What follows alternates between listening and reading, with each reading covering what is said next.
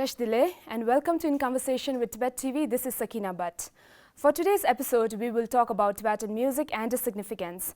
And joining with me, we have Keila Dielhl, the author of Echoes from Dharamsala, Music, the Life of a Tibetan Refugee Community, and Gerald Roche, whose research focus is on the politics of language endangerment and revitalization.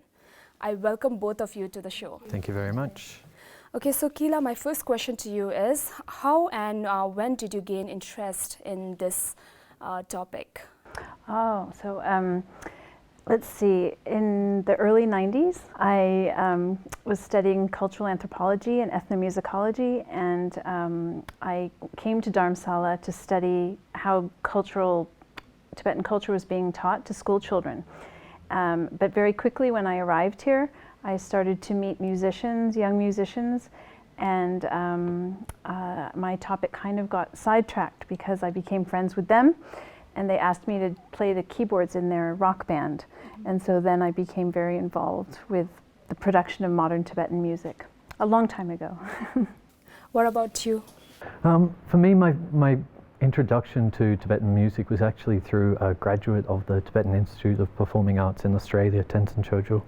And so I'd seen some of his concerts and got in touch with him. We started working together to organize concerts around the part of Australia where I'm from.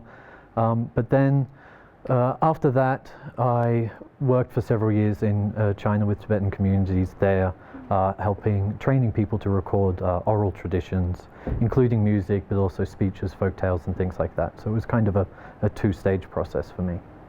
Okay, so what are you working on right now, Keila? Well, right now I'm not actually doing anything to do with my research on Tibetan culture, but I'm the editor of East Asian Studies Journal, which is based at UC Berkeley in California. How about you, Gerald? So my research for the last couple of years has been looking at linguistic diversity in Tibet and looking at the way that language endangerment is distributed throughout the Tibetan community in different ways. So I'm particularly interested in what I've been calling the minoritized languages of Tibet. So these are really non-standard Tibetan languages, and these languages are often spoken by very small communities of a few thousand people, and they're really facing a lot of threats to their continuity. And in regards to music, I've been really interested in looking at some of the ways in which music in the past provided a way to connect these communities to a broader Tibetan community, despite the fact that they spoke different languages. Do you think that modern traditional music is a setback for, preserving or promoting the Tibetan music in terms of keeping its authenticity, or do you think that it is actually keeping the traditional music alive? Keila. Well, that's basically what my book was about, and it's something I feel very strongly about, is that the music that young people are making, people who are creating kind of hybrid sounds or who are creating totally new sounds, that's all Tibetan music.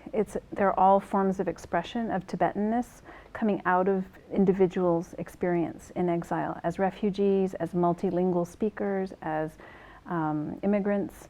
And I think, I don't see it as a negation or a lack of respect for traditional ways. I see it as it's all on a continuum. And something that's very wonderful to see is a lot of collaboration and cross-dialogue between artists who have focused more on traditional genres and those who are doing rap and rock and roll and so on. They can really support each other if it's recognized that they share. It's all Tibetan, right? It's not like one is pure and one is polluted, and that's happening. We've seen it this week at Tibettv. Yeah. Gerald? Yeah, I very much agree with what Keila had to say, that I think pop music actually provides lots of avenues for maintaining and supporting traditional art forms in new and surprising ways. So my experience when I was working with Tibetan communities to train young people to record traditional music in their community was that they had equal love for and passion about the traditional music and contemporary pop music, and they could very easily switch between one and the other. And what they really lacked was an infrastructure to bring the two together, discourses that help them bring the two together, and to see them as equal parts of their identity. Keila, you wanted to say something? There are many people, it's not like there are people who do traditional and people who do modern. Many of the artists today are doing both, and without any problem. You know, they're doing everything. You look at someone like Kunsala, and she's doing, you know, Nangma Tuje Achelama, and she's also a very popular pop singer. And I think that those kind of people who are doing it all are especially important to the community. Okay, so how important do you think the institution of TIPA is? TIPA is incredibly important, and that's why we're here this week to celebrate the 60th anniversary and to honor His Holiness's decision.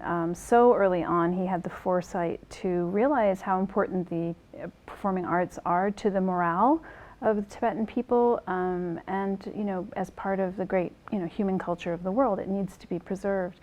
And in addition to that, and it's just remarkable, you know, and as an anthropologist or ethnomusicologist, it's wonderful to see an institution like that puts the arts right at the foreground and the heart of cultural preservation. It's not like it's just, oh, how nice, they're like the arts are sort of something extra people do to entertain themselves, but it is at the heart of how people express their identity, and so it's thrilling. And the second important thing that TIPA has done is, of course, train a couple of generations of teachers who are then sent out to the schools in exile to teach little Tibetans, you know, at least the basic genres of Tibetan music.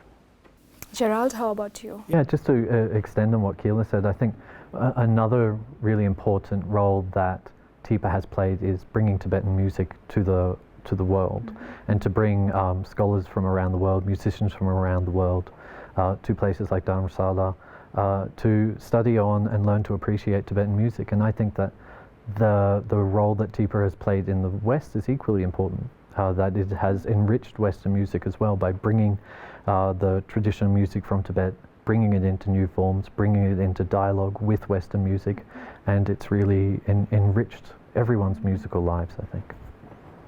So is there anything that you both want to say? I guess, I'd like to add to that. That's really important. It's not just that TIPA does these world tours, you know, very highly choreographed world tours, like introducing the world to Tibetan culture.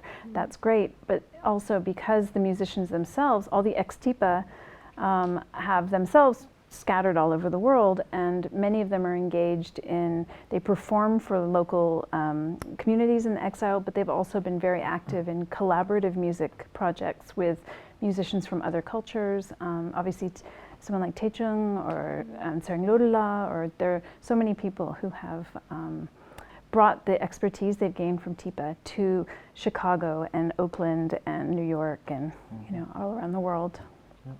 And if I could just have one more comment in closing as well, just because this is about what I'm about to speak about at the conference that we're here for.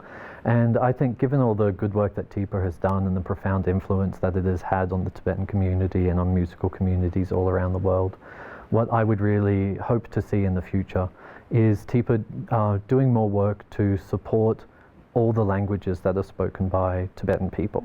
So we have certain languages which are very much left out of the traditional performing arts, such as the languages of Jarong, of Minyat, the language that I've worked most closely with, Manikacha, Ngandhwa, these other minoritized languages that Tibetan people speak. I think TIPA could be really playing a very important role to show the importance of those languages and showing the equal importance of all the languages that Tibetan people speak. Okay, thank you so much for sharing us your views, and it was lovely having you both here. Thank you very much. It's a pleasure. Thank you so much for watching, and see you in the next episode of In Conversation with Tibet TV.